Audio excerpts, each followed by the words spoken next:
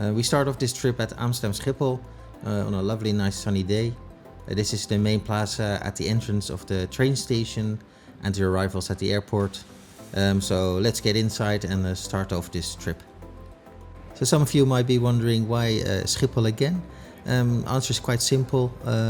Schiphol is very close to where I live. I live in the Netherlands, so it's quite logical to use this airport as my hub. Yes, that is departures just below us. Missed it in the elevator, so this is not the way to get to departures. First leg of this trip is on British Airways, as is the second. We are going to fly business class on this leg to London Heathrow. We've got a connecting flight there tomorrow. When I say we, I'm traveling with my wife, so it's not the use of the royal we. There's actually another person with me. Some of you might have noticed that I use the Privium gates at Schiphol, and actually might wonder what that is. Privium is a quick way to clear security, as it uses an iris scan, or an eyeball scan as I call it, which is stored on a card, and that is linked to your pre-checked identity, which is done by the Dutch military police. It's very handy, but a paid service, and not really cheap.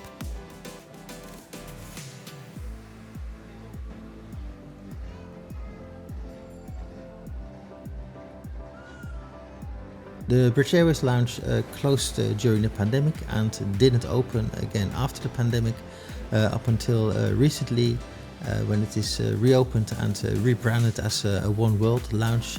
So we got access to that, so let's go and see what that is like. Okay, 15 minutes later and we haven't found the lounge yet. The signage is very bad here at Schiphol. They do have lounge numbers, but we were never given a lounge number.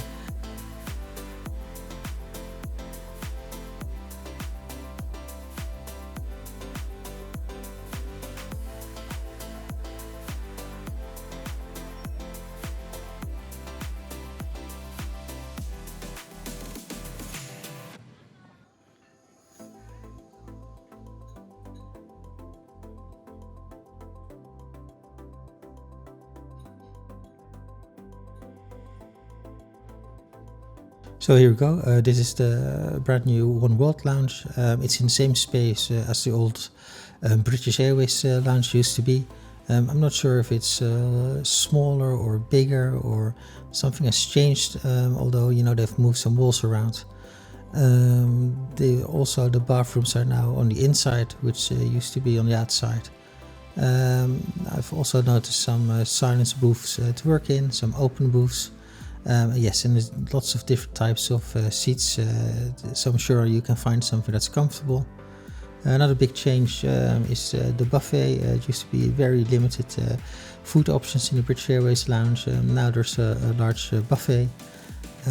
Also, the drink station has been removed. For some that might be good, for some it's not as good, as now you've got a full service bar where you have to order your drinks. There's also two coffee machines at the right hand side of the lounge. I really like it. It's a very nice design. It's modern, it's fresh. It's a very nice space to be in now. It wasn't that bad in the past, except of the very limited food options, but I still see they've made a massive improvement on how it used to be.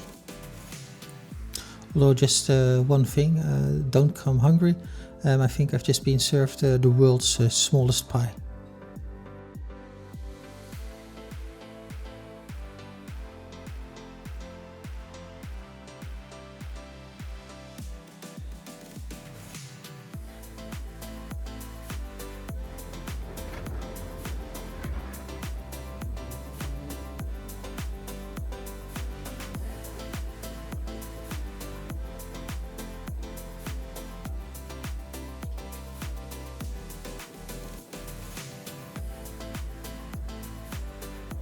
It's real hard to see our plane through these blinds. Boarding is always a big mess here at Schiphol. I think it's due to the narrowness of the space. Groups are not really clearly defined. I don't know if really people know which group they are in or understand the system. So there's really big room for improvement here.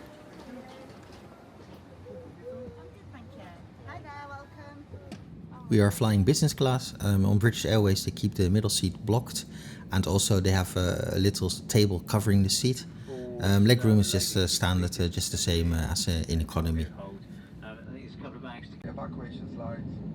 Hiding shoes must be taken off as they may tear the slide. Please now check that your seats are upright in a takeoff position with the armrest down. Your table is further away. Personal devices unplugged and window lights are up and ready for takeoff.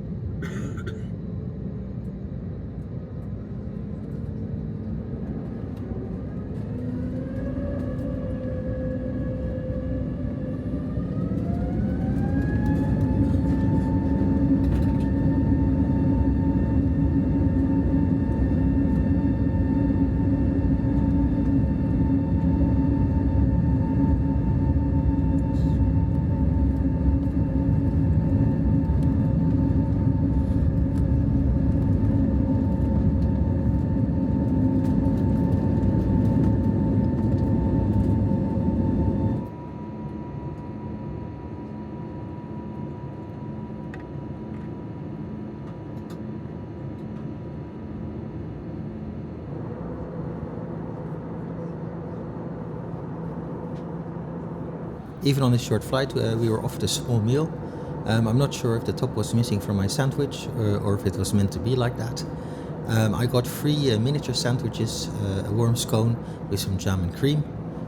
I'm a cream first guy, and I also got a chocolate dessert. My wife's special meal was gluten-free.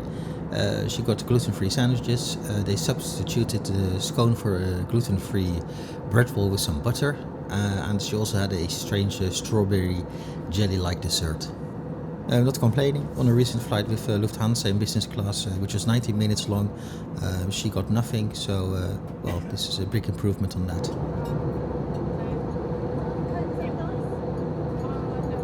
Flight was good. The crew were good. The plane was on time coming to Amsterdam, but we still suffered a delay of about 55 minutes. In the end, we were about 30 minutes late. I always feel bad for those with tight connections.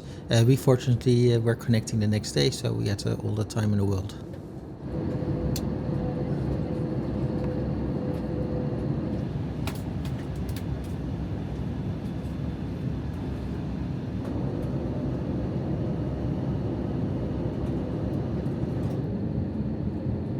So anybody familiar with the TV show The Taskmaster knows that it's close to an approach at Heathrow. It's just below us, down there, and that's where the house is, where they film a lot of the tasks.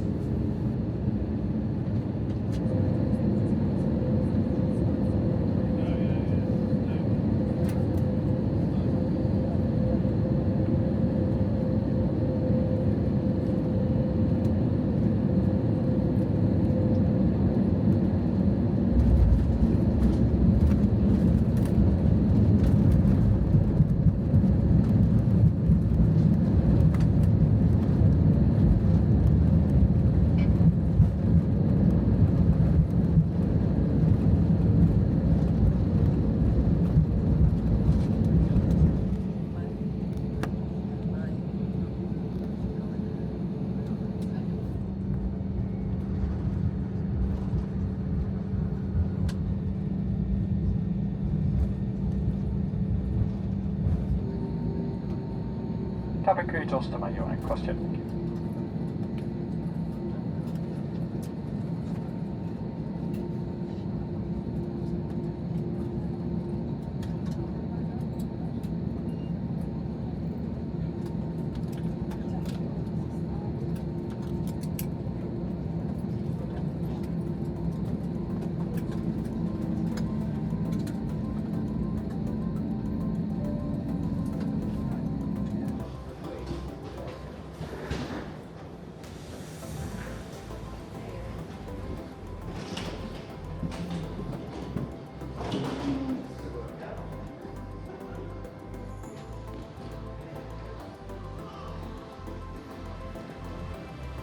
So all points lead to here. This is where the UK border is. You turn left to enter the country, or you're going to go straight on if you have a connecting flight.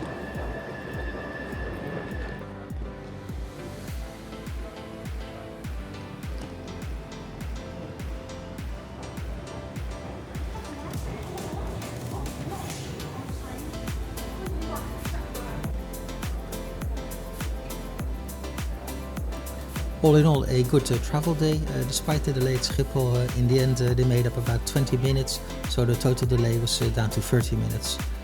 Schiphol went smooth. This was just before the summer, so the crowds were low. I like the new One World lounge. It is actually something that got better, which is rare these days. We are heading towards the Sofitel. That is an on-site hotel here at Heathrow. We will do a full review on the room in the near future. Thank you for watching. Do like, share, and most importantly subscribe to help us grow. And do let us know in the comments what your thoughts are on Schiphol, Heathrow and British Airways short-haul business class. Once again, thank you for watching and see you next time.